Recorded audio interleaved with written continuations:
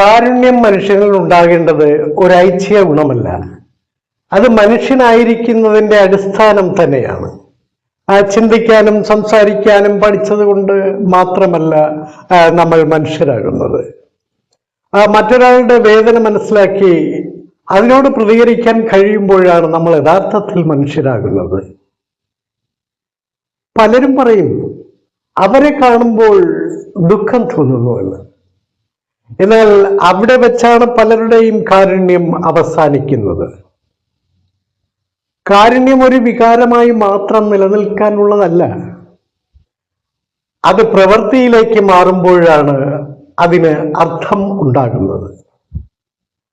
സഹായിക്കാനുള്ള കഴിവ് നമുക്കുണ്ടെങ്കിലും നാം അത് ചെയ്യാതെ മാറി നിൽക്കുകയാണെങ്കിൽ ആ കാരുണ്യം വെറും വാക്കായി മാത്രമേ നിലനിൽക്കൂ.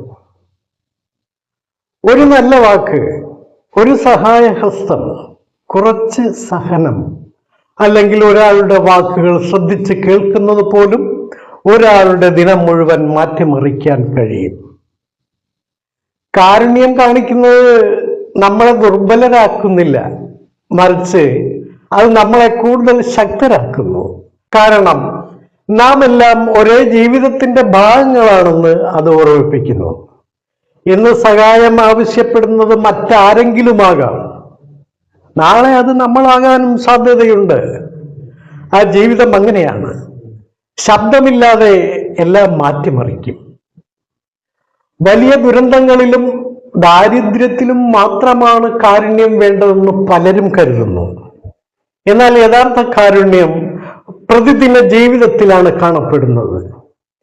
നാം ആളുകളോട് സംസാരിക്കുന്ന വിധത്തിൽ, നമുക്ക് തിരിച്ചൊന്നും ലഭിക്കാത്തവരോട് പെരുമാറുന്ന രീതിയിൽ, മറ്റൊരാൾ പിഴച്ചപ്പോൾ നാം പ്രതികരിക്കുന്ന ഭാവത്തിൽ.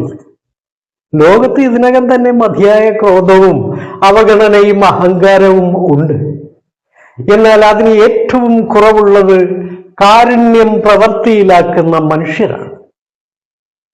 ഓരോരുത്തരും അല്പം കൂടി കാരുണ്യം കാണിച്ചാൽ, അല്ലെങ്കിൽ കരുണ കാണിച്ചാൽ, ഈ ലോകം കുറച്ചുകൂടി മനോഹരമാകും. ലോകം മുഴുവൻ മാറ്റണമെന്നില്ല. ഒരു നിമിഷം, ഒരു ജീവിതം, ഒരു നല്ല പ്രവൃത്തി, അത് നമ്മളിൽ നിന്ന് തുടങ്ങട്ടെ.